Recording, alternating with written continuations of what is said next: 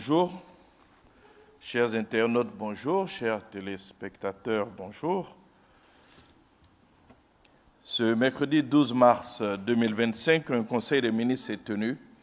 de 11h à 13h30 au Palais de la Présidence de la République, ici même à Abidjan, sous la présidence, bien entendu, de son Excellence, Monsieur le Président de la République, chef de l'État, Monsieur Alassane Ouattara. Les délibérations du Conseil ont porté sur 24 points,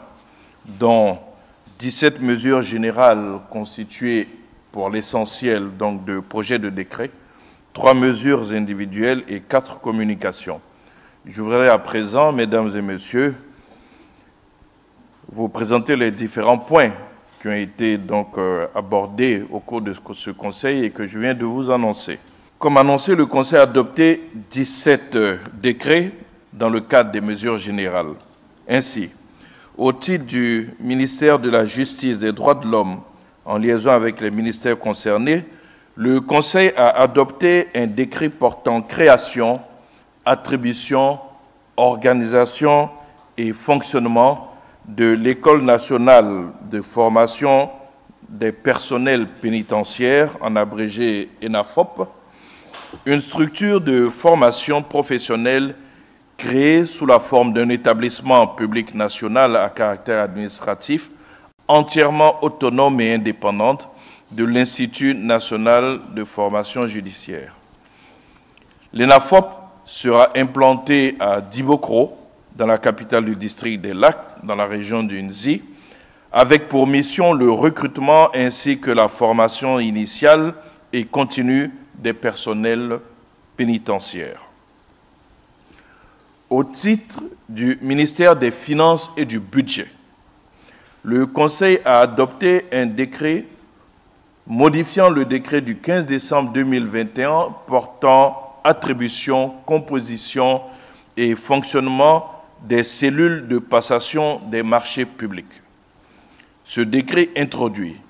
dans la procédure de recrutement et de nomination des responsables donc des cellules de passation des marchés publics, la concurrence par appel à candidature pour le recrutement de ces responsables et la rotation de ceux-ci donc en poste dans ces cellules pour une période de 3 ans dans les différents départements ministériels en vue de marquer davantage l'efficacité du système national des marchés publics. Au titre du ministère des Affaires étrangères, de l'intégration africaine et des Ivoiriens de l'extérieur, en liaison avec les ministères concernés, le Conseil a adopté 3 décrets. Le premier décret porte ratification de l'accord de prêt conclu le 28 novembre 2024 entre le Fonds d'Abu Dhabi pour le développement, ADFD, et la République de Côte d'Ivoire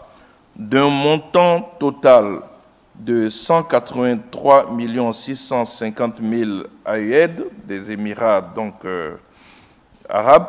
soit environ 31 259 152 000 francs CFA en vue du financement de la première phase du programme de construction de 25 000 logements sociaux à Abidjan. Ce projet vise à améliorer les conditions de vie des populations dans les grandes villes, notamment Abidjan, avec la construction de logements sociaux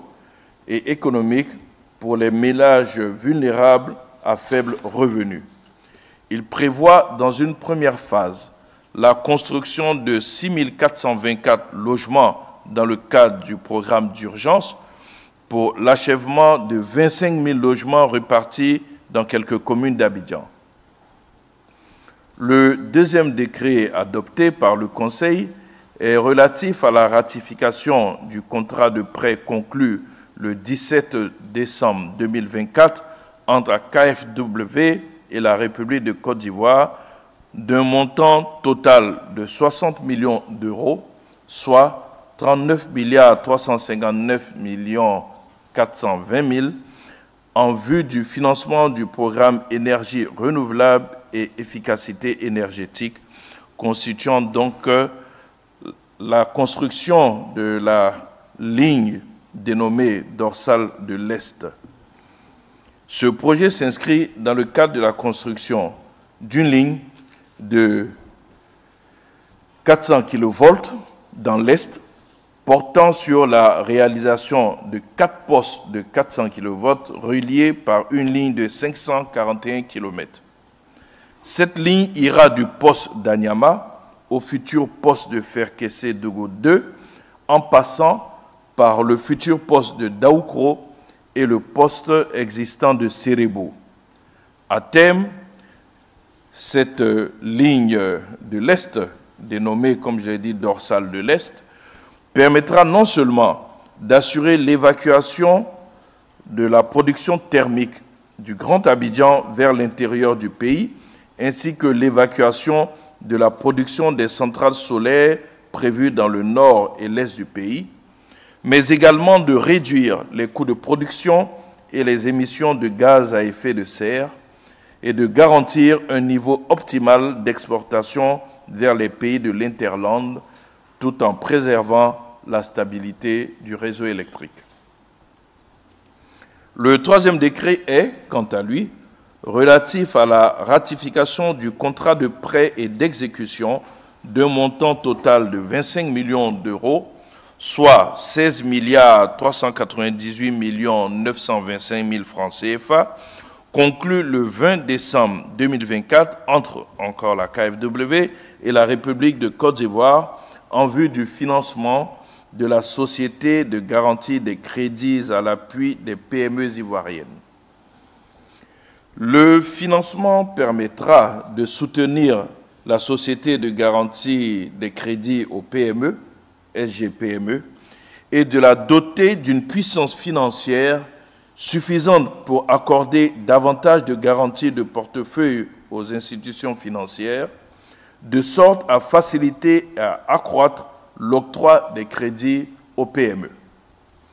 Cet appui comprend également l'assistance de la SGPME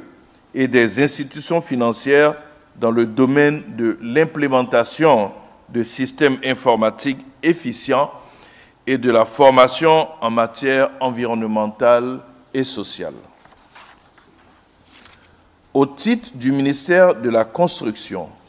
du Logement et de l'Urbanisme, en liaison avec les ministères concernés, le Conseil a adopté 2 décrets. Le premier portant déclaration d'utilité publique de la parcelle de terrain formant le lot numéro 2 de l'îlot 1 du lotissement dénommé Lycée technique résidentiel Nord, objet du titre foncier 209.218 de la circonscription foncière de Cocody à Abidjan. Cette parcelle, située dans la périphérie du centre sportif, culturel et d'éthique ivoiro-coréen Alassane Ouattara,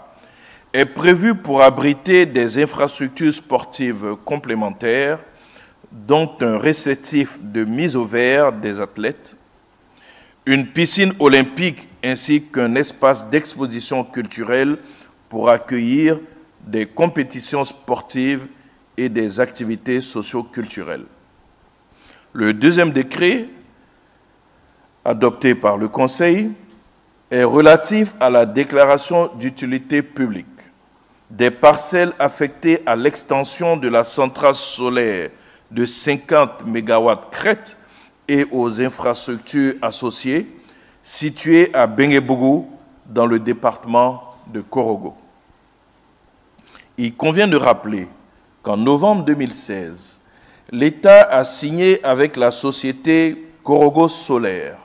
une convention de concession de services publics portant sur la réalisation d'une centrale solaire d'une puissance de production d'électricité de 25 MW crête connectée au réseau électrique de Benguebougou. Dans le cadre du projet d'extension de la puissance de production de la centrale solaire de 25 MW crête à 50 MW crête, ce décret intègre au domaine de l'État 2 parcelles d'une superficie cumulée de 40 hectares, jouxtant les emprises de la centrale. Cet espace est prévu pour accueillir les infrastructures électriques dédiées à l'extension de la centrale solaire de Benguebogo. Aussi, les détenteurs de droits coutumiers, de titres définitifs de propriété sur les emprises des différents projets, les locataires ou leurs ayants droit percevront une indemnisation conformément à la réglementation en vigueur. En conséquence, toute transaction, toute construction nouvelle, même précaire, tout type de travaux de nature à modifier l'état du sol portant sur ces sites sont interdits. Au titre du ministère du Patrimoine, du portefeuille de l'État et des entreprises publiques, en liaison avec les ministères concernés, le Conseil a adopté un décret portant transfert d'actifs de l'État à la société d'État dénommée Port autonome de San Pedro, en abrégé PASP.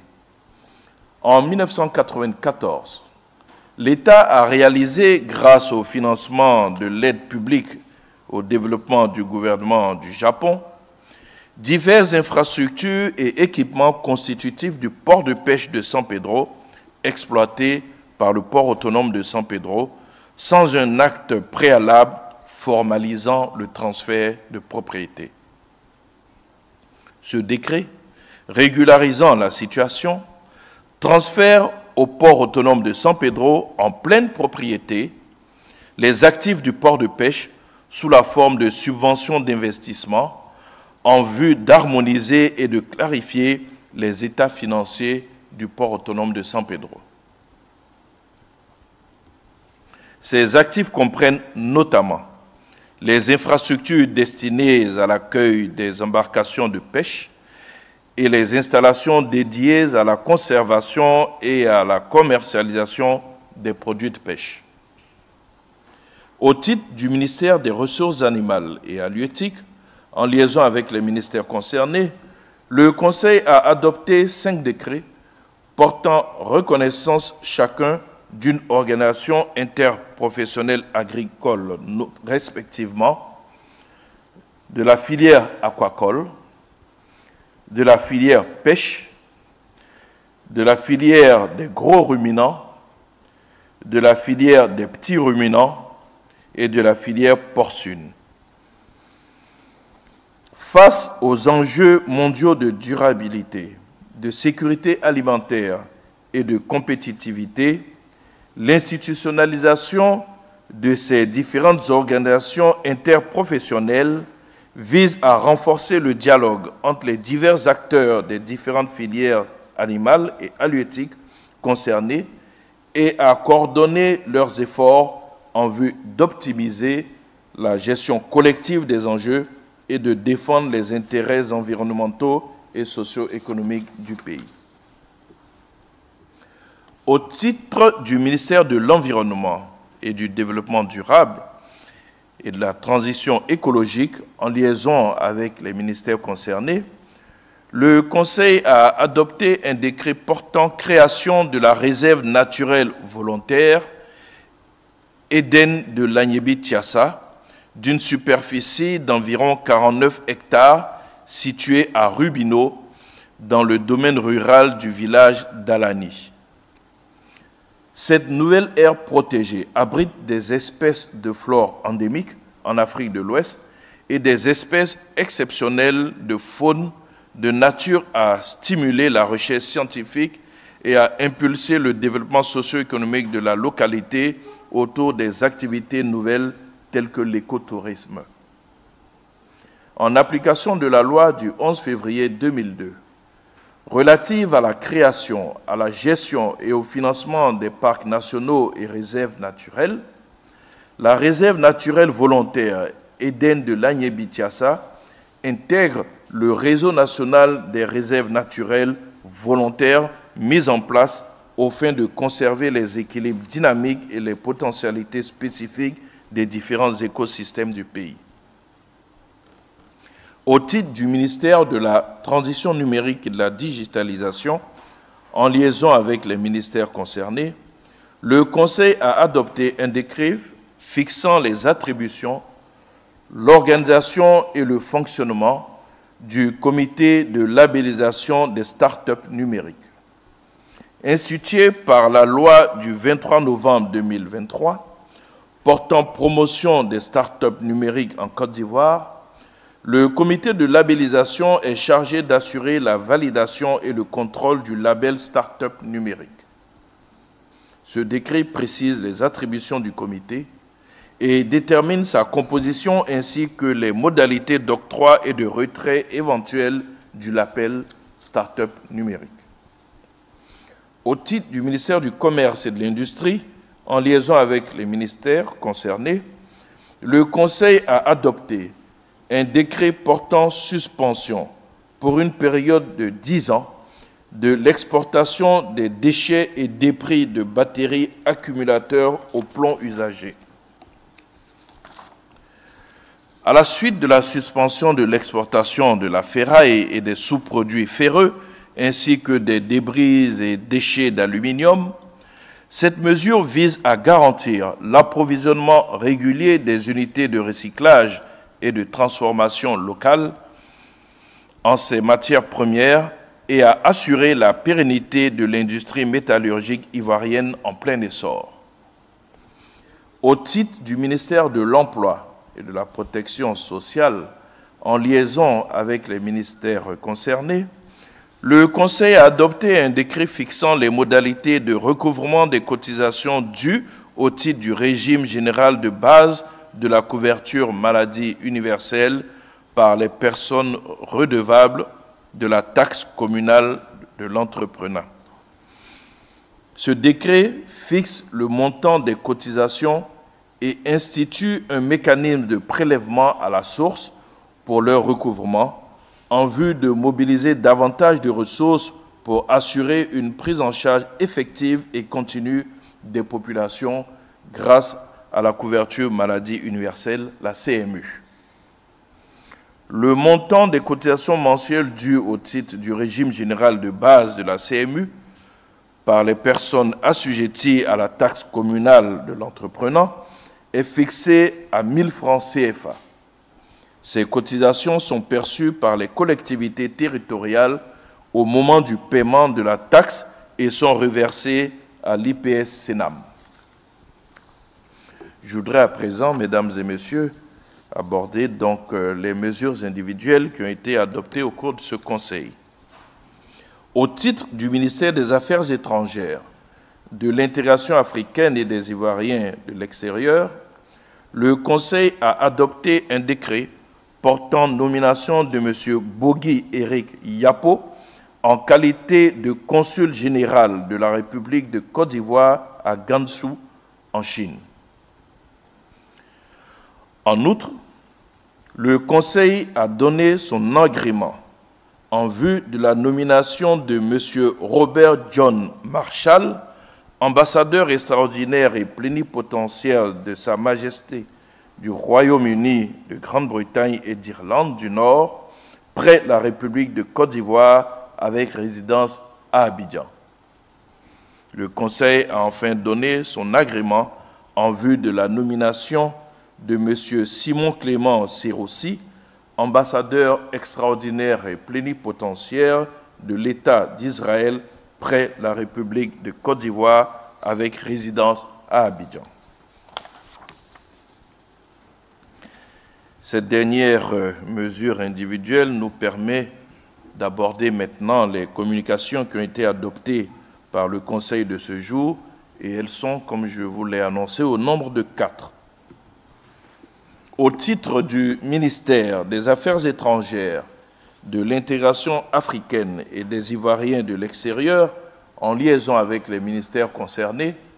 le Conseil a adopté une communication relative à l'institution du prix d'excellence Côte d'Ivoire CERFAM pour la nutrition et la sécurité alimentaire en Afrique.